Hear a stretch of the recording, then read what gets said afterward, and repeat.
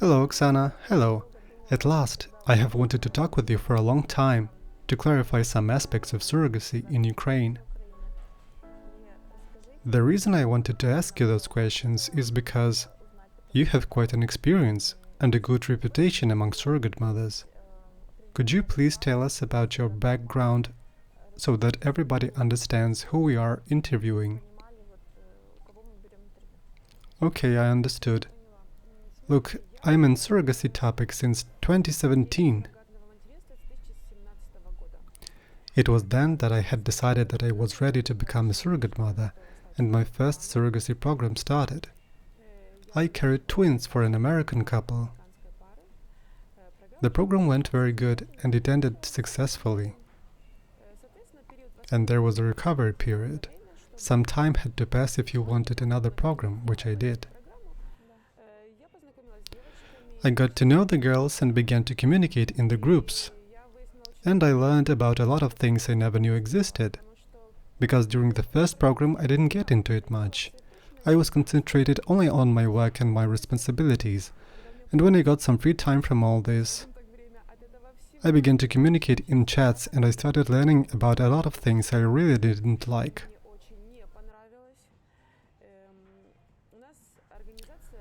We've had an organization, unfortunately it no longer exists, it was called the Power of Mothers. Its main activity was the protection of surrogate mothers' rights and biological parents' rights as well.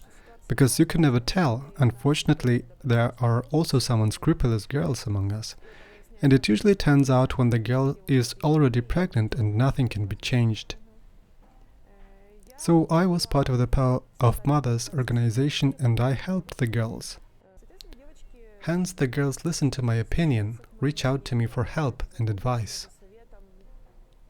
I'm always open, always ready to help. Thank you for introducing yourself this way, but I think you're being modest, because you have more experience and reputation.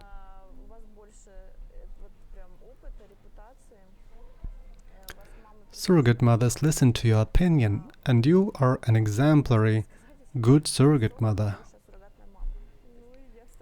Well, I do my best, thank you very much.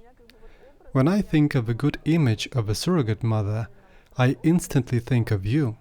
Thank you. Tell me this. There is a number of stereotypes, not one but a bunch of stereotypes about surrogates.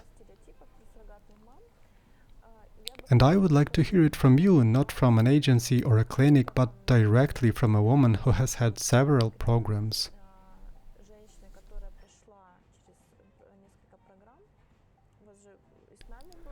You've had one with us and with other agencies, so you have a big experience. And I want you to break those stereotypes. I wish one could break them once and for all, but of course they will continue to exist. But we'll try. The first stereotype is that a surrogate mother is so poor, like only crackers at her house, and that's it, she has nothing else to eat. That she has to do such a terrible thing, give the baby away. That's the stereotype. I'm deliberately exaggerating to make things clear. Like you're simply starving, your children are starving, you have no husband, and you've spent on drink everything you had. So it's a hard stereotype, and bad parents take advantage of the situation of such a person, exploiting her for a little money. This stereotype, it just makes me... I think it's so old already. Maybe people don't know, they have no idea. They've never heard from a real surrogate mother how it really is. It's not only about you. You know other girls. What's the average situation of a surrogate? Does she live in her own house? Maybe she lives with her parents, maybe in a rented house. Does she eat well? It would be interesting to hear such curious details. To begin with, in order to participate in a surrogacy program, you have to be healthy. And if you don't eat well, you will not be healthy. If you drink alcohol too much, if you live in bad conditions, like in a damp room, and you breathe all this smoke, Naturally, when you come for the tests, they will show that your body is not in a condition to participate in this. It's a rather difficult process. It simply will not take it. Personally, I bought my first house at the age of 25, and I became a mother at 26. I gave birth to my child, so I sold the house and we lived with that money. Then I gave birth to another 2 girls. I have 3 daughters, and in time I've understood that I'm not comfortable with living on my husband's territory. I want to live on my own territory. By my nature, I need independence. I need my own. I need to know that it belongs to me. That's the only reason I participated in the program. I wasn't starving. I didn't live on the streets, thanks God. And my children too, but such was my goal, and I reached it. The second program that I had with you, I did for the renovation, what I needed. I do it the way I want it, so it's comfortable for me and my children, on my territory. I know rather wealthy girls. Some of them participate in programs to start their own business. They have certain capabilities and talents which I sadly don't have. They have them, they have houses, but they don't have a startup capital. It happens. There really are some girls with not a very good financial situation, but nevertheless they don't starve. There are some things they can't afford, but they do cover their basic needs. Yes, they have the basic level. As I say, everything starts with the first visit, with your health. Hemoglobin, etc. There can be no program if the girl is not healthy enough. You know, I've even met a girl who, it was a discovery for me. She took part in a surrogacy program while being a wife of a very rich man. She stayed at home all the time. She lived a quite orderly life, and she just wanted some new experiences. The girl lives in excellent conditions, eats well. Naturally, she was in excellent health. She went through the program. I didn't ask her what she did with the money, but it was a discovery for me. She just decided she wanted it, and then she had another program. Interesting. Yeah, looks like she just likes the process. I too know a surrogate who told me, you know, I just like being pregnant. Same thing. Many girls write me, I like being pregnant very much. The final act is not very pleasant, but many do enjoy the state of pregnancy. There are some good things about it. It's not easy, but it's a very cool state, really cool. I think another thing is that girls decide to become surrogates when they understand that it will not harm them health-wise. So if she gave birth to her own child and everything went well, she understands that she can do it again and it will go well again. If one had a complicated childbirth, how can she cautiously, well, perhaps for the compensation, she may hope for the better this time. Yes, what if? But still, if she has had a very terrible childbirth herself, she will not go for it. A sane person will not go for it. Health and life go first of all. First of all, we are mothers, and nobody will take care of our children better than us. You can't do it. Of course, the girls do it for the sake of their children, to ensure a normal standard of living for them. Education, probably. Yes. Thank you very much. And you may get the opposite. Not only the children may not get what they wanted, they may lose their mother. And it's one thing if you simply die, but totally another if you become disabled, and your children will have to look after you. Yes, you have to be reasonable here, as we say. Yes, it's a lot worse for me. Frankly speaking, it's horrible. Here the doctors and agencies have to follow the work ethics. not to take the mothers with obvious... I will disagree here with you. Everything starts with the mother herself. If she hides it all, if she went for it, then she has no right to blame anyone in what will happen. We are all human beings, we all do mistakes, but if you deliberately risk your life again... Lately, one journalist wrote me an email. I think it was Daily Mail. Hi. In which he repeated many stamps that I would like to... Very old stamps about agencies, clinics, surrogate mothers. Like, they say that surrogate mothers are held in terrible conditions during the programs. Like 20, 10, 5 girls in a very small apartment. I don't know where they sleep. And with barred windows, right? Barred windows, yes. And there must be a guard who keeps them in. With a stun gun, so they don't run away. Yes. Probably there are some agencies who put surrogates together in order to save money, of course. Not to rent a separate apartment for each surrogate. I will say right away that we have a mandatory rule that we don't break. Each surrogate lives separately. She can even take a child, mother, husband with her, if they all want to come and live together. So that she's not alone for a month or two. Yes, missing and crying for everybody. It's hard. I don't like to put people into emotional distress with all this. So, as comfortable as possible.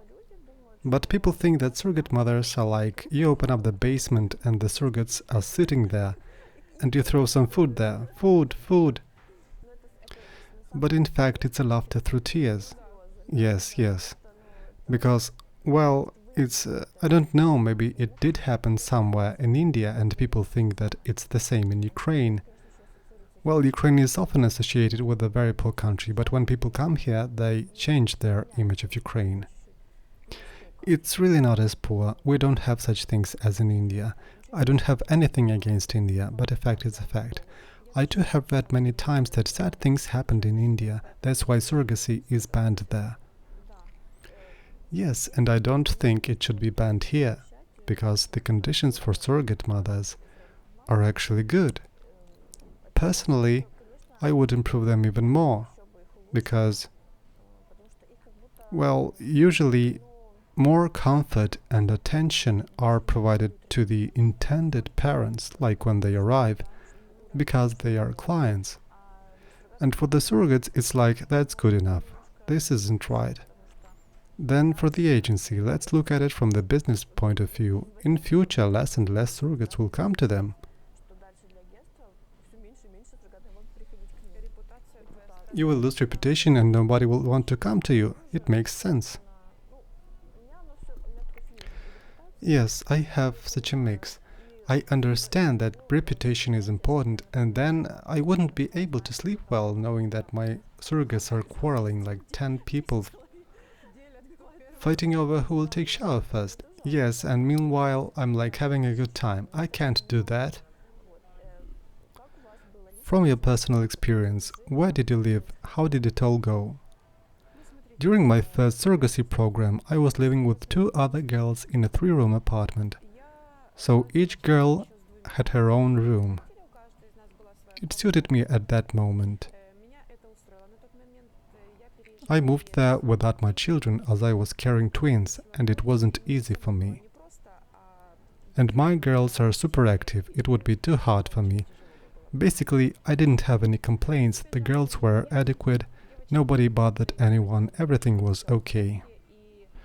If we had conflicts, they would put us apart in different apartments, it was agreed in advance. It all went fine for me, I had no reasons to move. In the second program I had with you, I lived separately, alone. I again moved without my family, because it were the last months, weeks of pregnancy. It would be hard. Then again, you have to go for a walk with the girls. They require attention, and let's say I myself need a nanny. You must have taken it as vacation. Yes, like a vacation. Each of us took a rest, missed others, we rebooted and were ready to move forward. That's how it was. Great. I think it's even strange to ask, but did you have like hot water, refrigerator? Yes, I had everything. Hair dryer, iron, everything I needed. Internet. Usual normal apartment. Yes, spare bed linen for my guests. I had everything I needed. When my washing machine broke, the engineer came and repaired everything in half an hour. Like I made a call and everything was done. I didn't encounter any problems at all. The building. There was a concierge downstairs, so strangers couldn't enter. It was a normal district of Odessa. Yes, it was in the center of the city. I had everything close to me, every shop, so if I suddenly wanted a herring at night, I didn't need to go far, the nearby shop had a herring. It's very pleasant to hear, because I worked hard to have such a level of services to exclude bad feedback. And you made it, you made it! We have a tradition. When a surrogate moves into an apartment, she takes photos and publishes them in our groups. Really? Yes, and then you discuss everything? Of course! That's why when I moved in, I took photos of everything, showed everything, boasted about my apartment to everyone, and the girls said that one should definitely go to you. And if it is summer, it's even better. You can go to the sea. The girls plan their programs in such a way so they can be in Odessa when it's the birth period. So I tell the girls that Dr. Sobolev is an extremely good reproductologist, so you only have to plan the birth period right. He'll do the rest. Indeed, all the embryo transfers we've had after the new year are positive, one after another. When a negative comes, when we have a failed pregnancy, we wonder what went wrong, what was the reason. Did we overlook something? Very unusual. All the team works for it. Doctors, embryologists, their part is sometimes forgotten. It's a very important part of the process. I like very much that when he was prescribing medication, he was very attentive. He looked through all the medical tests. He corrected everything himself. What was needed he added, what was not needed he deleted. So there is no one for all standard. I think it's not right when one protocol is for everybody. We are all different. So you liked the doctor? Yes, I liked him very much. He's very positive and open for communication. He answers all my questions, and I have like a lot of them. I like to talk very much. I like when they explain everything they are doing to me. So he answered patiently. Yes, he endured it all. I thank him for that. He answered all my questions. I like it very much. For some reason, foreign media create a very negative image of Ukraine. We've discussed this topic before the interview.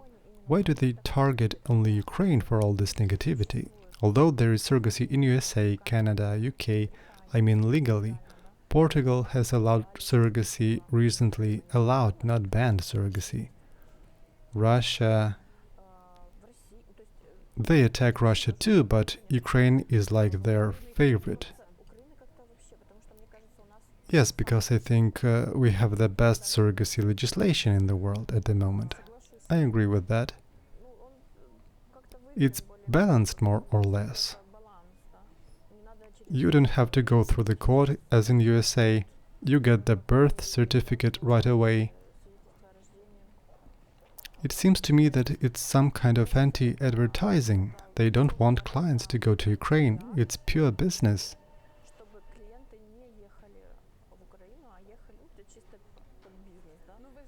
You know, I have such an impression too, like a purposeful promotion of an idea that everything is bad specifically in Ukraine. The journalists are very interested in Ukraine in this regard. They have reached me with a proposition to make an interview, and it was all in a negative light right from the start. like pre-programmed. Like, what was bad? Oh, you poor thing, you must have been in such a terrible situation that you had to do this and everything went so badly. Why am I a poor thing? You have been exploited. What? It's not even funny. It's simply... Exploitation is the next stamp, by the way. But in reality, how can you exploit somebody? If in surrogacy the process is organized in such a way that you come voluntarily, you do the test yourself. Unless you have a sadistic husband, but one can tell right away. If one comes with such a husband, we refuse right away. Usually one comes voluntarily with a great desire. Please take me into the program. Sometimes the doctor may say, you know you can't participate. Oh doctor, please. So they even ask for it. How can one connect this to exploitation? And then, isn't this some kind of sexism? Yes, by the way. Why is that if a man goes and does something, then it's not exploitation, because it's a man, he can make decisions. But if it's a woman, then she's limp, she only does what she's told, or she's intimidated and forced to do things.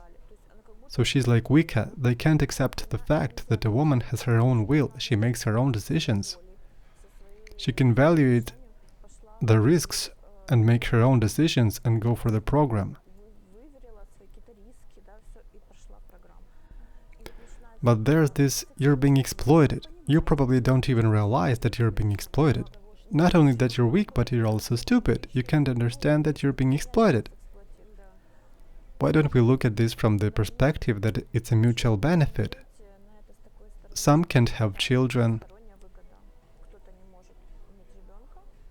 and you can give it and get a compensation. I call it a fair exchange. Everyone gets his dream, what he wants. The surrogate mother then fulfills her dream with the money, and the biological parents get the most precious thing in their life. You know, there are certain girls who consider themselves exploited. And they write about it very actively, about how unhappy they are and how it's hard for them, how they, poor slaves, were almost held prisoners. But then, when they run short of money, they forget it all for some reason. And the girls go for the new programs with renewed vigor. Take me, please, take me prisoner, exploit me, I really need it very much. Girl, you can't, I can, I need it was a postpartum depression, it wasn't me. I really want it, please take me.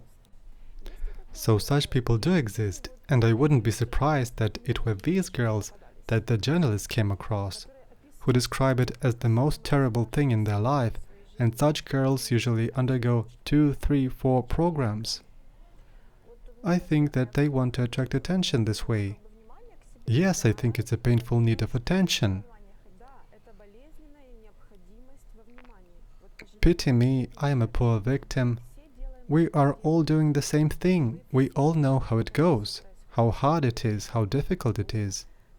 Both emotionally and physically, very difficult sometimes. We all know it, but some of us take it as adults, and positively. Others make great martyrs of themselves, although we all do the same thing.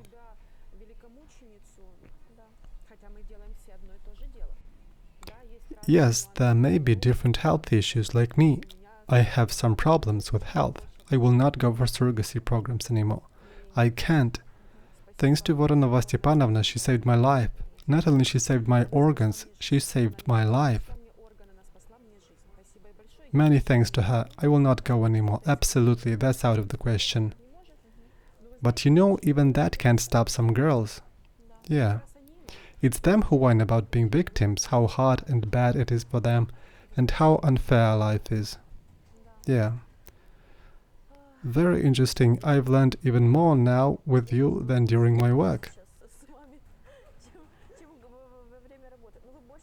After all, you're a surrogate mother yourself. Then you communicate with surrogates. It's not like communication between a surrogate and an agency, but it's between two surrogate mothers. The next question is, should such an activity be paid? Can it be called a payment? Or should it rather be called a compensation? How should we call it? Because people have a stamp that you can't take money for this. Because it's immoral, because it's like you're selling your child. It's my least favorite stamp, I think. About selling a child, as if it was your own child. Because we're not talking about traditional surrogacy here. It's only allowed in the USA. We're talking about egg donors, a third person who gives her eggs. About genetical parents and about a surrogate mother who carries the pregnancy.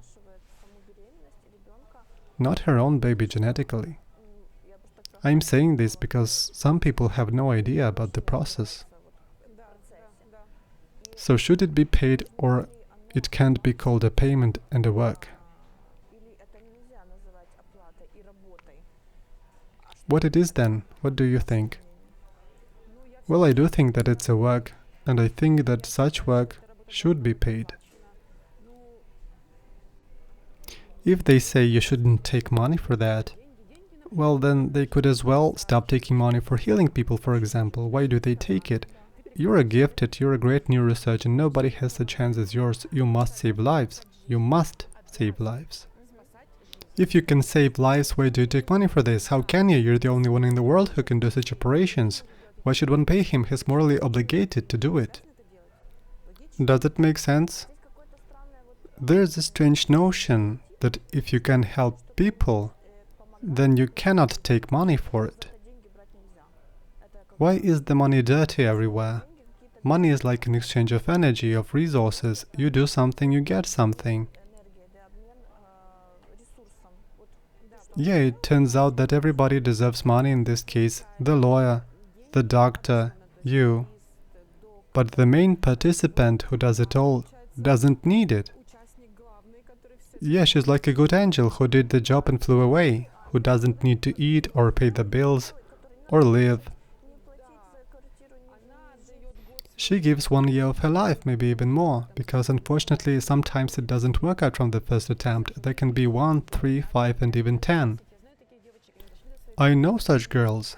They've had successful programs, they worsen their health, they spend their time, the most precious thing. After it's finally a good luck and you're pregnant, a whole year passes until it's done. And if there was a cesarean, you have to recover, not to mention the moral side of the question. All this is not easy. And for all this, you deserve nothing because you're a good fairy. You did your good fairy's job and flew away. I think it's not fair. I think it's even stupid. Everybody can do something, and everybody has the right to get a payment for something he did well. For my daughter, I would do this for free, of course. I don't know how it will be, what God will decide. I would carry her child, of course I would, without any hesitation, because it's my daughter. If she wants to be a mother, I will help her. For everybody else on the planet, I can do the same, but for money. A very clear and understandable point of view. There are professions that pose a risk to life, like firefighters, people who go down to mines, policemen. They risk their lives. You can be killed any day. And they work using their bodies. Like you take your hand and you work using it. It's your body. Why is surrogacy condemned as exploitation of the body? That you can die or something. You can die in any profession. Of course, you can die at home, not working at all. You didn't turn on the kettle correctly, you got electrocuted, that's it, you're gone. Yes, if we compare, there are more risky professions and less risky professions. Then there's, how is it called? Organ donation. When a person sells his organ, we don't even sell any organs here. Look, there's even the black transplantology. There are whole villages where they simply cut out kidneys. But for some reason nobody's going to ban it on the international level. Like you can't do it because there's black transplantology. No, it's the most beautiful invention that can be. It has to be developed and encouraged. The same thing is with surrogacy. Yes, there are some unscrupulous people in our profession, as they are anywhere. Right, anywhere, unscrupulous doctors in any profession you can find. Every person should do their own thing, but unfortunately, it doesn't always work out that way. You know, I think it's some kind of double standard. I am very loyal to sexual minorities. I mean, everyone is the master of his own body. So we can allow marriage between two men, but we can't allow paid surrogacy. I don't understand this. It doesn't make sense. We wish those two men health and happiness, may everything be alright for them. Why can't such an industry be left alone if people have no other way to become parents and they never will? They say, go and take one from the orphanage. Well, you go and take. I don't want to. That's another interesting topic. I want this baby to be my own. If I can't love it, why torture it and myself? It's not fair. Moreover, it's your chance. God decided that you don't need children. You're sick with cancer. God made you sick with cancer. Why are you getting treatment? Lie down and die. But no, you'll fight to the very end. You'll grab with your claws and your teeth and you'll fight for your life. But when you don't have children, they say you don't need them, God's will. For such people, surrogate mothers and surrogacy in general will become good at once when they face infertility. That's the problem. They don't understand it until they face it, and it's very disappointing. And people who write this are often people who have children. Take one from the orphanage. Why did you give birth? Why did you suffer, girls? Why did you lose your shape? Right, the question is, why did you deliver your own child when there are so many children available? Yeah, you can choose anyone you like. You don't know what kind your own child will be. Naughty, noisy, uncontrollable. Here you can choose an ideal baby. Anyone you like. Yes, a ready one. Blue eyes, dark hair, whatever you like. Small, curly, plumpy, chubby. But no, you go and give birth to your own baby. And then you go and lecture those who have no children at all that it's a bad thing to do. I'm not saying that we're against adoption. Absolutely not. It's a holy thing, but not everyone is capable of doing it. I think it's a destiny. Yeah, I know a woman who took one, second, third, and they take care of them. And children love them. They are happy. Yeah, I think you gotta have a special type of mentality when you can warm everybody with your love. I think they are saint people who can do that. It's my personal point of view that I will not be able to adopt. And I understand parents who are looking for possibilities in other countries to the end. They save money. In reality, not all parents are rich. I know many of them take loans and then pay off the debt in years. Yeah, they borrow from relatives. We have many clients who have borrowed money from their parents. And then they gave back the debt. Some didn't. Just like us, they try to get the money anywhere they can. Of course, there are some rich people and there are some not very rich people. They do their best to calculate everything and to put away the compensation for the surrogate mother to save it. To make sure they'll have enough money to pay for everything in the end and to do everything the right way. Okay, we have somehow smoothly moved to the topic of adoption. Yeah, these people deserve respect and God bless them with strength and health to do all this. But not everybody is capable of doing this. We have to admit it. It would be fair to oneself and to the child that one would potentially want to adopt. Like, okay, I'll do it, but one shouldn't do it like that. I think the right adoption would be the one when you have your own children, but you feel that you can give warmth and love to the child that has been abandoned. And you think, I'll have one or two children of my own and another one from the orphanage. Then you unite them and you can love them, they become friends and you perceive them as one. Maybe like this, but don't start with a baby from an orphanage and then dream about your own child anyway. I know cases when they adopted children and then they had their own, without treatment or anything. Still, this force works. They sincerely accepted this child into their family, and God gave them their own child. Yeah, it happens. I know such cases. It's some kind of miracle. I admire such people. Me too. I feel like I'm less developed emotionally than they are. To be honest, I wouldn't be able to do that. I became a mother when I was 26. When I was 20, I was child-free. I thought I would never have children in my life. It seems to me that child-free girls always end up with a lot of children. Yeah, never say never. I was very sure about it when I came to visit my friends and they handed me babies. I holded it like that.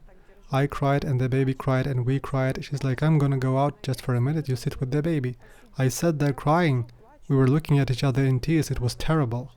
I don't know why, but then the nature took over. And now I have 3 daughters already and 3 surrogacy babies. I got the taste of it. Could you tell me one thing? Maybe it will be emotional for you, but it will be interesting for our parents. All at one day ask one thing. Will the surrogate mother give us our baby? That's the most popular question. I reply to them, you know what the surrogate mothers ask me? They ask, will you take the baby they bring into this world? Question finds another question here. They worry because they understand that there can be an emotional bond to the baby. Delivery, hormones, they're afraid that this will work, and she'll say, it's my baby, I'm not giving it away. Could you describe it honestly, the way it is in reality? How did you cope with it? How did you explain to yourself that the baby is for those people? I will speak solely for myself. I've already said that I'm a rather emotional person, even too emotional, and I take it all to my heart, even too much. Unfortunately, I can't do anything about it. It consoles me, pleases me, and soothes me when I see that the baby is loved and wanted. When parents send me photos and videos and I see that they love the babies, that they are needed, that I have given birth to the babies for the people who have been waiting for them and who need them, and it helps to cope with emotions. Many of our girls tell me they don't want to see the photos.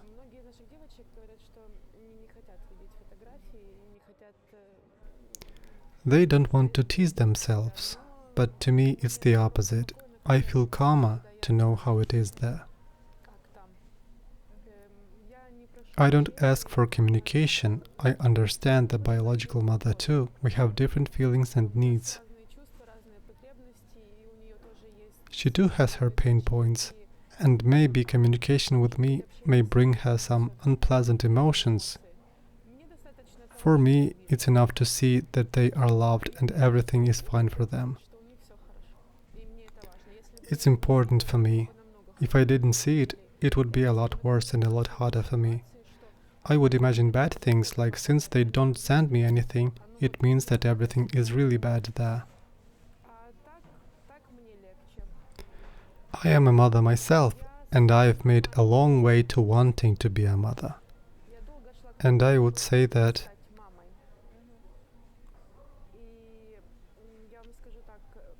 the changes for the better in my life have happened thanks to my children. Children make you better, always. Because for them, you would do things you would never do even for yourself. Well, something like that. Thank you very much. Unbelievably interesting. I mean, it even expands your consciousness and perception, because there's so much information that, like the information that children make people better. I've never even thought about it from that perspective. It's the desire to have a child that is usually emphasized. But the fact that the child will make you better, You want to be more complete. It gives meaning to what you do.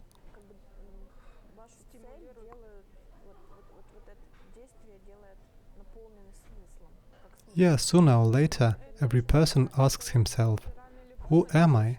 What have I done? Who am I? Like men have this middle-age crisis. It seems I've had one too before my first program. And I couldn't answer this question to myself. Who am I? And participating in these programs gave me the possibility to answer this question. I am the one who gave happiness to these people. That's strong. It's like a personal story that you can rely on in understanding who you are. That's strong. And I'm not hiding my work, and I'm not going to. I've already told my elder daughter about it. And I'll tell the younger ones when the time is right, because I'm proud of myself, and I think that I do the right thing. And if my children want to do the same thing in the future, I will not stop them. Usually our girls say, I don't want my daughter to do this after me. But if my daughters want to do this, I will not object. It gave me a possibility to feel myself a complete person. It was my destiny and I have fulfilled it, but I am sure there will be something else. I'm only 36, so I'm sure I'll figure out something. You said you were not talented, but I think that besides helping people, you are very good in communication. You can express your opinion very clearly. You can work in this direction too, because not everyone is good at talking. Yes, I like to talk very much. You see, that's your thing.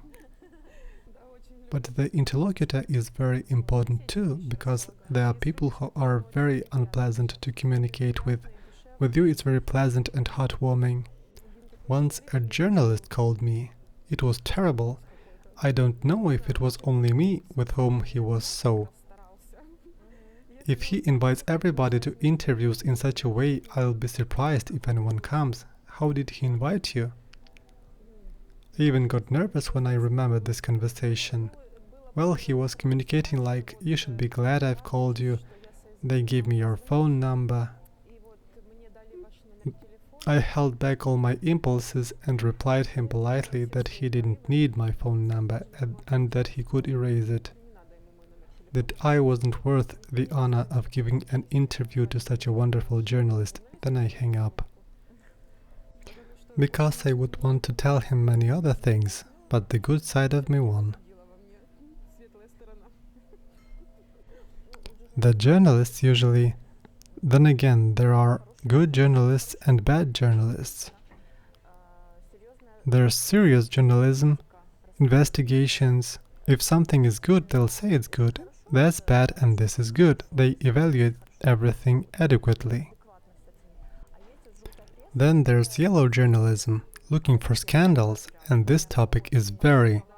Yeah, it's like a fertile soil for it. I still believe that parents can tell when the journalists present everything in a bad light and pile on the agony.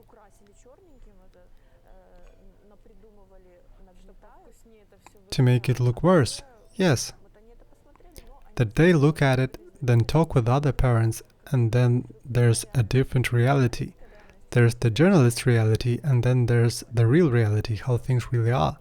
And I believe that in this real reality, surrogate mothers are heroes. They're people who help. And the agencies and parents are not exploiters.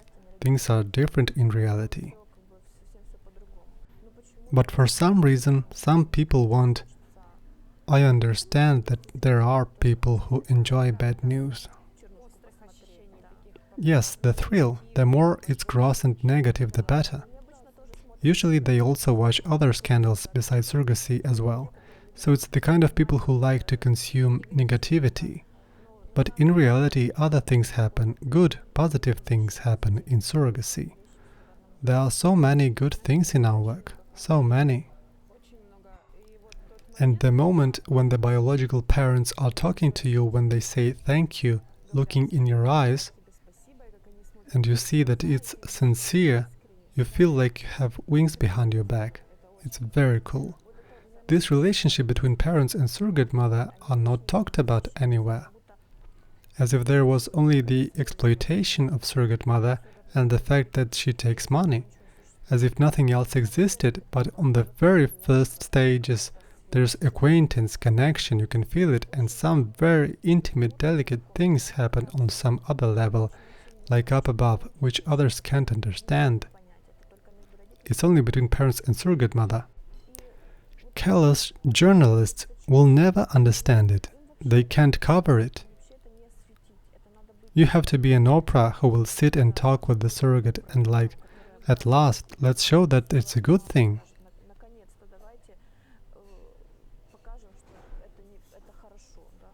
It has to be a gifted journalist who will be able to get into it, not just yellow journalism that keeps throwing mud at it endlessly. So I hope this interview will clarify something.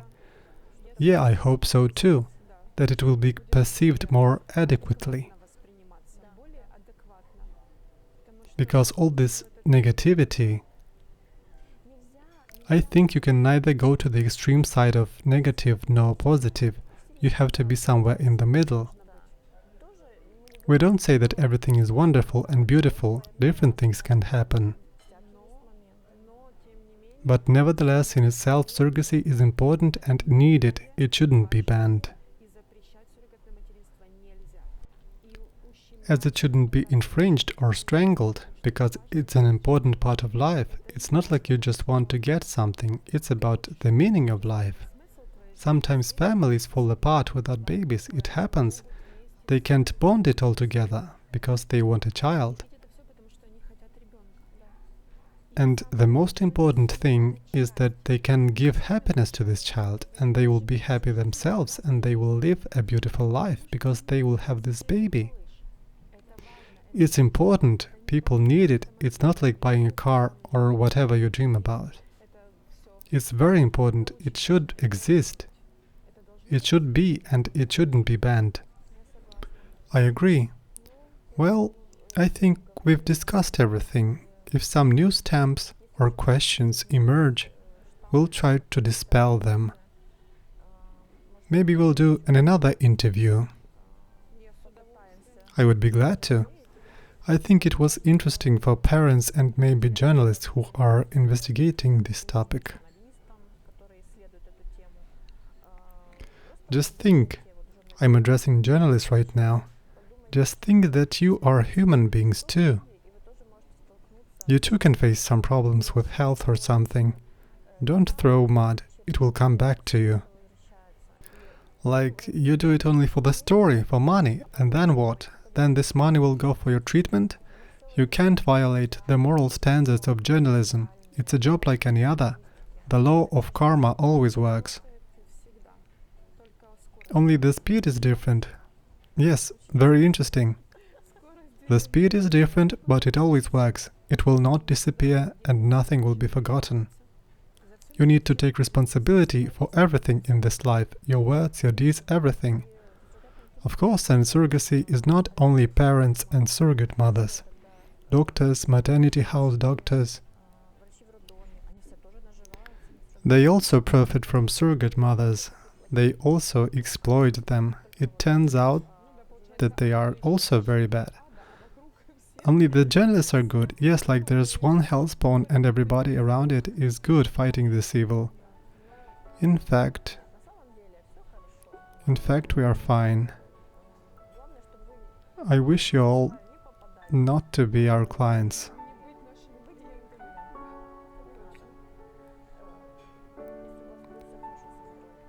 May your health be strong, but if it so happens that you need our services, we are always ready to help with the best people like Oksana here. Thank you very much. Thank you. Thank you for the interview. It was very interesting.